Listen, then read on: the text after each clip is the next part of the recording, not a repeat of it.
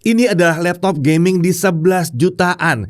Dia udah pakai discrete GPU Intel Arc Graphics ya, lumayan terjangkau. Ya, ternyata di Indonesia sudah ada laptop gaming yang pakai GPU tambahan tapi dari Intel. Tentunya untuk prosesor juga pakai solusi dari Intel dengan 12 Gen Intel Core prosesor di dalamnya ya. Untuk RAM langsung DDR5 dan masih bisa di-upgrade. Lalu untuk storage yang ini bisa pakai 2 SSD sekaligus, jadi bisa besar banget kapasitasnya. Nggak ketinggalan, layarnya udah IPS 100% sRGB 144 Hz, cocok untuk main game maupun buat ngedit video. Ya, laptop gaming ini adalah Lenovo Lock 15 keluaran tahun 2024.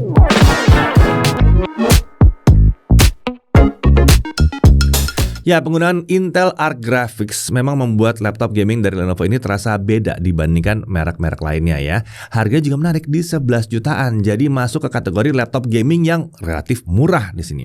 Oke, kita mulai aja bahasan dari spesifikasinya ya. Untuk prosesor dia pakai Intel Core i5 12450HX, fabrikasi Intel 7, base power 55 watt. Iya, ini kan HX, jadi 55 watt, bukan 45 atau 35. Dia punya 8 core 12 thread yang terdiri dari 4 performance core atau P-core dan 4 efficient core atau E-core. Intel Smart Cache-nya ada 12 MB. Untuk integrated graphics dia pakai Intel UHD Graphics dengan 16 execution unit. Tentunya ini UHD Graphics yang baru ya, jadi udah support fitur Quick Sync dan juga bisa support video AV1. Untuk memori atau RAM, bawaannya adalah 8 GB DDR5 4800 MHz single channel. Tapi tenang, RAM di laptop ini bisa di-upgrade ya. Bisa dijadikan dual channel karena dia punya 2 slot SODIMM. Menurut Lenovo kapasitas RAM maksimalnya adalah 32 GB, walaupun secara teoritis harusnya bisa nyampe 128 sih ini. Untuk storage yang terpasang adalah 512 GB SSD M.2 NVMe PCIe Gen 4 by 4 di sini ya, dengan ukuran fisik 2242 ya. Karena 42 belakangnya berarti ini panjangnya 42 ya. Ini ukurannya kecil, bukan yang 2280. Slot M.2 tersebut dilengkapi juga dengan dudukan untuk SSD yang ukurannya adalah 2280. Jadi bisa di-upgrade ke yang M.2 yang 2280 yang lebih besar, yang lebih gampang untuk dicari di pasaran Indonesia. Tapi kalau nggak mau diganti, SSD bawaannya nggak mau diganti ya, pengguna bisa nambahin aja kapasitasnya dengan pasang SSD di slot M.2 yang kedua. Tentunya yang kedua juga tetap mendukung kecepatan PCIe Gen 4. Nah, untuk discrete graphics dia pakai Intel Arc 530M Graphics ya. GPU tambahan ini menggunakan arsitektur Xe-HPG seperti versi desktopnya juga. GPU ini dilengkapi dengan 12 Xe cores dengan 192 execution unit. Untuk kapasitas VRAM-nya adalah 4 GB GDDR6 dengan memori bus di 128 bit. Sementara untuk nilai maksimum TGP-nya berkisar 72 watt. Tentunya GPU tambahan ini telah mendukung teknologi ray tracing dan juga Intel XeSS. Kemampuan encode dan decode video AV1 ini juga sudah ada dalam GPU ini ya. Jadi ini bisa dipakai kalau kita lagi ngedit video. Untuk wireless connectivity menggunakan modul Intel yang mendukung Wi-Fi 6 dan Bluetooth versi 5.2. Untuk baterainya kapasitasnya adalah 60 Wh. OS tentunya Windows 11. Untuk body, form factor-nya adalah clamshell dan materialnya tentunya polikarbonat. Uniknya, walaupun nggak pakai material logam, laptop gaming ini sudah lolos uji ketahanan military standar 810H. Jadi bisa terjamin durabilitasnya. Untuk warna ini namanya adalah Luna Grey. Nah, kalau bicara soal desainnya, dilihat dari depan, penampilan Lock 15 ini tampak mirip sekali dengan seri Legion. Jadi penampilannya itu terasa premium seperti laptop gaming kelas atas dari Lenovo yang tadi itu ya. Sementara kalau dilihat dari sisi belakang, penampilannya masih tetap mirip seperti Legion ya. Sementara kalau untuk bagian exhaust-nya, ini sudah pakai desain yang beda dibandingkan Lock 15 sebelumnya. Secara keseluruhan, penampilan cukup sederhana dan tidak terlalu menonjol kesan gamingnya sih. Nah, untuk ukuran panjang 35,9 cm, lebar 25,8 cm, dan ketebalan sisi paling tipis adalah 2,9 cm, sementara sisi paling tebalnya adalah 2,39 cm. Untuk bobot laptopnya aja di 2,4 kg, sementara chargernya ada di 435 gram.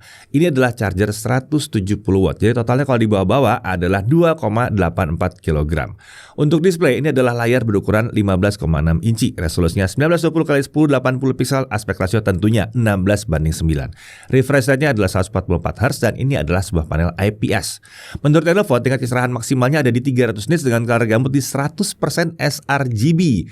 Sementara kalau kami ukur, kita mendapatkan bahwa tingkat kecerahan maksimalnya ada di 307 nits kalau dalam ruangan. Sementara gamut coveragenya ada di 98% sRGB dengan gamut volume di 104,4% sRGB. Jadi layarnya punya tingkat akurasi yang cukup oke untuk content creation dan kecerahannya sesuai dengan janjinya. Yang mau dipakai untuk main game AAA atau game kompetitif pastinya mantap, dan permukaan layar ini dilapisi dengan lapisan anti glare. Jadi lebih minim pantulan-pantulan cahaya atau bayangan-bayangan yang mengganggu ya. Bingkai layar menggunakan desain yang tipis untuk sisi kanan, kiri, dan atas, jadi lebih kekinian dan memberikan sensasi tampilan nyaris tidak bertepi. Tentunya layar ini punya angle 180 derajat, sama seperti Legion-nya juga ya. Jadi aman nih kalau misalnya kepentok gitu ya di atas meja, dia langsung rata aja, nggak ada masalah gitu. Dan kalau mau presentasi misalnya, bisa juga di atas meja gitu, tinggal diratain aja 180 derajat terus presentasi ke lawan bicara kita, bisa. Nah, kalau kita bicara soal kameranya, sayangnya nih kamera laptop ini masih pakai resolusi 720p 30 fps. Tapi ya, mengingat harganya dan kemampuannya cukup wajar sih, ada yang dikurang-kurangin dikit. Untuk modul mikrofonnya juga di sini ada 2 buah dan ditempatkan pada sisi kanan dan kiri kamera tadi. Saat kami coba di ruangan dengan cahaya mencukupi, kualitas gambar yang tangkap kamera masih cukup memadai untuk video call. Walaupun emang kita nggak bisa berharap banyak dari sensor yang 720p seperti ini ya. Sementara untuk mikrofonnya tetap mampu menangkap suara kami dengan jelas. Oke, saat ini saya lagi ada di studio Jagat Review untuk menguji kemampuan kamera dan mikrofon yang ada di laptop gaming Log 15. Jadi gimana nih kualitasnya? Oke, kita lanjut ke audionya. Laptop ini dilengkapi dengan 2 speaker dengan arah keluaran suara ke alas laptop. Laptop ini dilengkapi dengan software Nahimic untuk mengatur profil suara, equalizer, dan juga fitur sound tracker. Suara yang dihasilkan masih terasa kurang lantang sih sebenarnya di telinga kami ya. Walaupun ya lagi-lagi bisa dimaklumi lah, harganya untuk laptop gaming 11 jutaan sih ya udahlah, kalau audionya kayak begitu pasang headphone aja. Oke, sekarang untuk konektornya, kita lihat dari sisi kiri, bersih, nggak ada konektornya. Di kanan ada satu USB 3.2 Gen 2 Type-C yang udah support protokol DisplayPort Power Delivery 140 watt.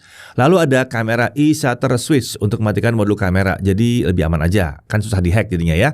Kemudian ada 1 kali 3,5 mm audio combo jack dan ada satu USB 3.2 Gen 1.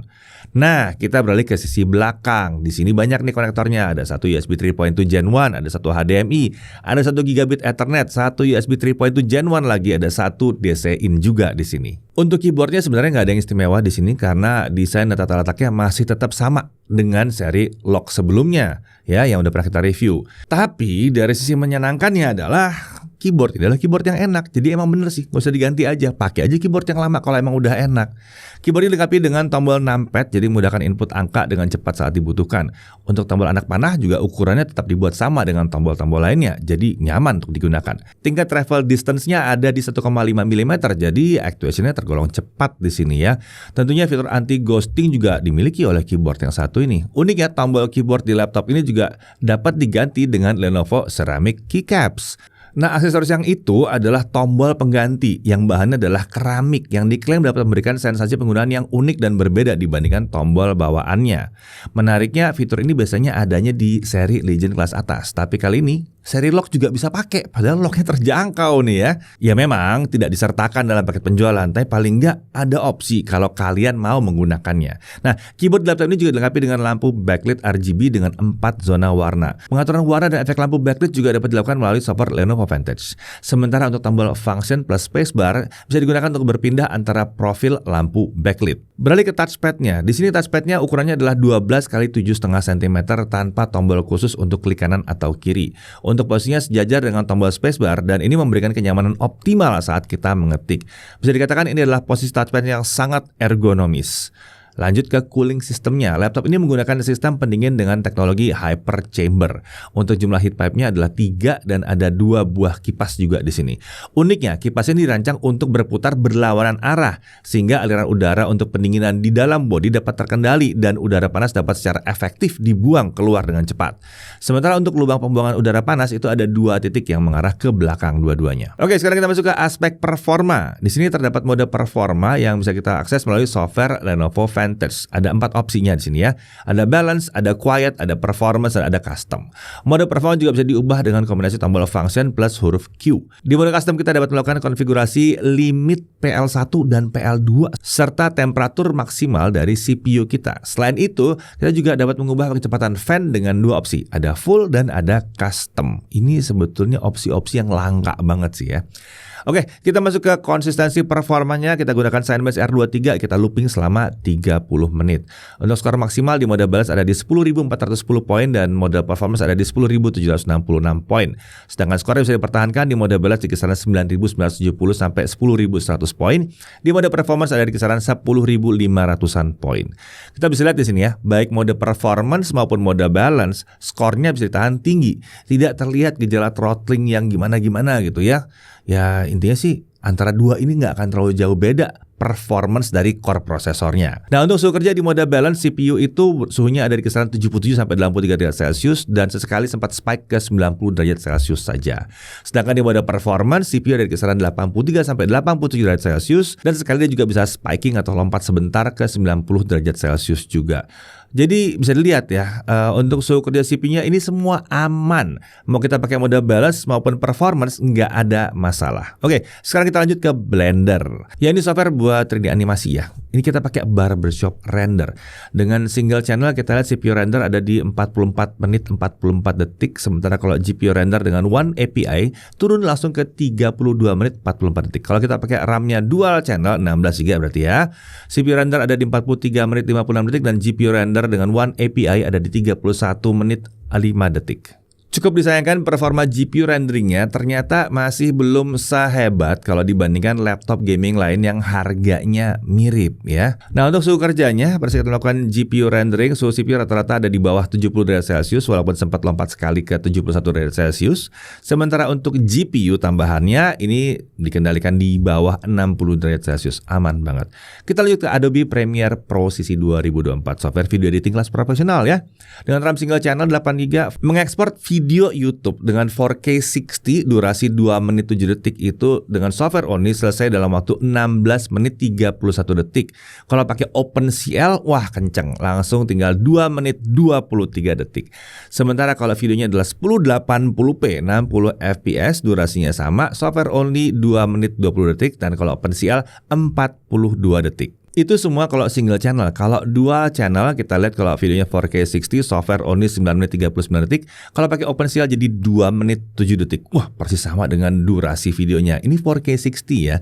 Nah kalau untuk 1080p 60 fps software only saya dalam waktu 2 menit 4 detik dan OpenCL saya dalam waktu 37 detik. Wow, ini berarti kalau untuk video editing mantep yang satu ini, apalagi kalau dibikin jadi dual channel. Nah, suhu kerjanya saat melakukan 4K video export dengan OpenCL, suhu CPU kisaran 60-77 derajat Celcius, sementara GPU di kisaran 50-60 derajat Celcius. Aman sekali di sini.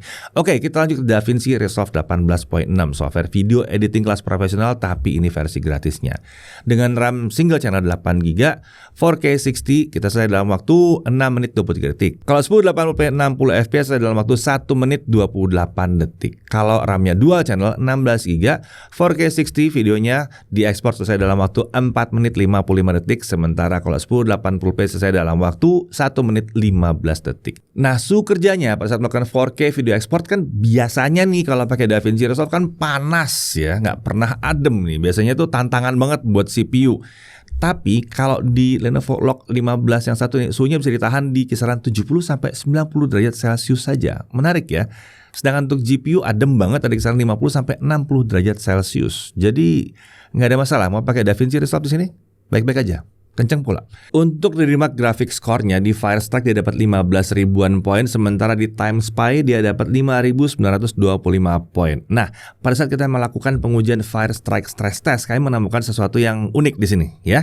Di mode balance ternyata kestabilannya itu lebih tinggi dibandingkan kalau kita pakai mode performance. Ini menarik.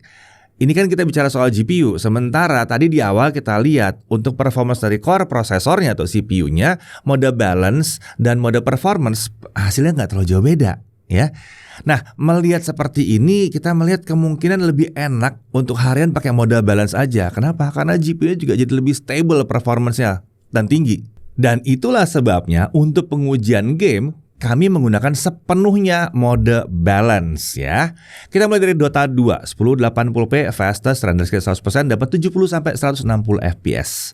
Valorant 1080p high kita dapat 200 sampai 300 fps. Shadow of the Tomb Raider 1080p medium ray tracing medium Intel XeSS kita taruh di quality kita dapat 60 sampai 80 fps. God of War 1080p original rata-rata di 50 sampai 60 fps walaupun kadang bisa sih sedikit turun di bawah 50 fps.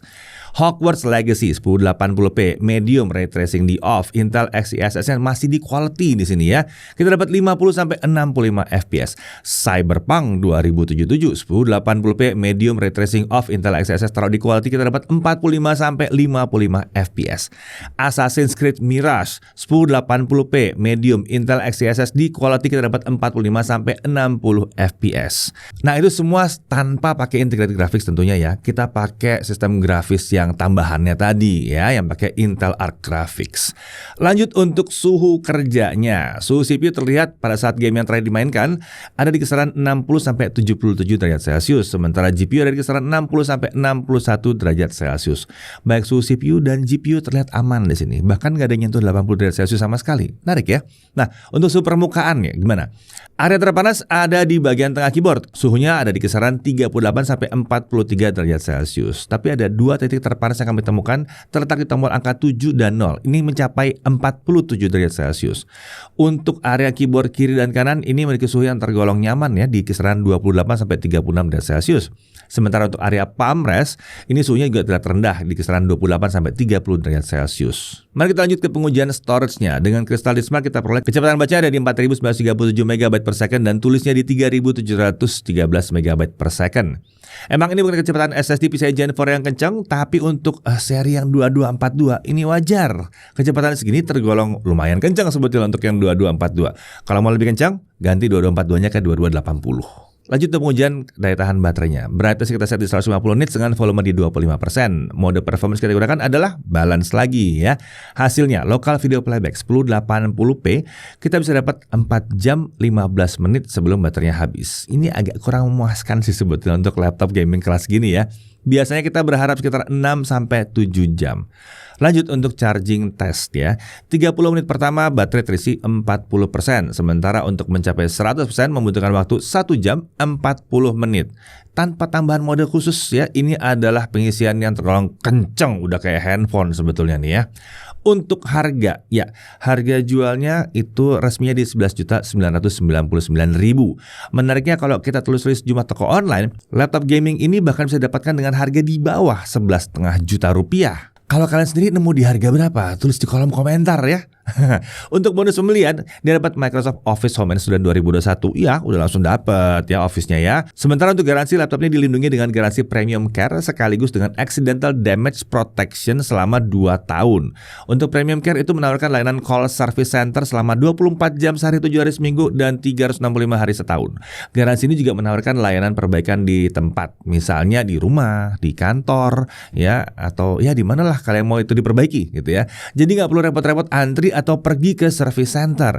Sementara untuk Accidental Damage Protection ini menawarkan proteksi terhadap kelalaian pengguna di luar garansi utama, seperti kalau ketumpahan cairan, jatuh dari meja, retak LCD panel, keyboardnya mati, korsleting listrik, apapun yang nggak sengaja itu ya, dan tidak tertanggung oleh garansi yang utama akan ditanggung oleh Accidental Damage Protection. Ini ditanggung selama 100% dalam 2 tahun. Bisa diklaim lebih dari 1 kali, tapi selama bukan part yang sama. Kalau part yang sama itu maksimal 2 kali, tetap aja masih oke. Ya, laptop game ini bisa diperoleh di Lenovo Official dan Authorized Store baik offline maupun online ya. Oke, sekarang kita masuk ke hal yang perlu diperhatikan. Pertama, RAM bawaannya. Ini masih 8GB single channel. Untungnya ada slot SODIMM-nya. Jadi saran kami langsung tambahin 8GB lagi. Peningkatannya lumayan jauh performanya di sini. Lalu frame rate saat gaming itu masih kurang stabil kalau kita pakai mode performance. Tapi ya udah gampang, pakai aja mode balance. Jadi ada solusinya ya.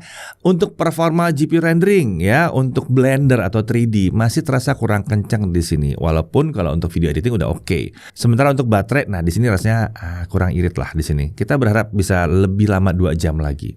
Nah oke, dari sisi poin menariknya, penampilannya minim ornamen gaming. Jadi kelihatan lebih sederhana aja, profesional lah penampilannya. Performa prosesornya kenceng di kelasnya dan ini minim gejala throttling. Dia sudah pakai Intel Arc Graphics pula ya. Untuk game kompetitif lancar, buat game AAA bisa banget. Mau editing video, mau 4K 60 fps juga enteng, nggak ada masalah, bisa di sini. RAM juga langsung DDR5 dan masih bisa di-upgrade. Udah support 2 SSD pula ya, M.2 PCIe Gen 4x4 dua-duanya ya. Lalu layar udah IPS 100% sRGB 144 Hz. Chargingnya kenceng di bawah 2 jam ya. Gaming grade keyboard pula nih dengan backlit RGB. Konektornya juga melimpah dan masih ada garansi kelalaian pengguna dari Lenovo selama 2 tahun. Jadi Lenovo Log 15 keluaran 2024 ini yang udah pakai Intel Arc Graphics ini cocoknya buat siapa sih? Nah, Log 15 ini sebenarnya cocok untuk siapapun yang sedang mencari laptop kencang untuk main game dengan harga 11 jutaan buat game kompetitif, terbang, game AAA mulus. Dan dia cocok juga untuk yang kerjanya adalah video editing dan mencari laptop yang terjangkau. Video 4K 60 bahkan video dengan basis AV1 masih lancar diedit dan dirender dengan kencang. Layarnya juga udah IPS 100% sRGB. Buat kalangan programmer harusnya juga cocok ya, asal speknya memang sesuai dengan software codingnya. Pada akhirnya, Lenovo Log 15 dengan Intel Arc Graphics ini bisa jadi pilihan laptop gaming yang cukup menarik. Oh, atau mungkin pilihan laptop video editing yang cukup menarik di kelas harga 11 jutaan. Saya Irfan, Jagat TV.